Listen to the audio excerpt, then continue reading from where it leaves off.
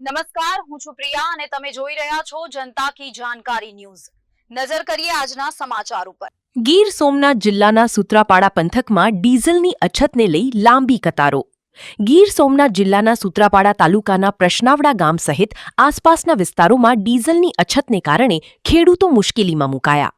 Petrol પંપમાં ખેડૂતોના ટ્રેક્ટરોની મોટી diesel ભરાવવા માટે લાઈનો। ખેતી અને સિંચાઈના કામ માટે જરૂરી ડીઝલ મેળવવા પેટ્રોલ પંપ પર વહેલી સવારથી જ ખેડૂતોની લાંબી કતારો।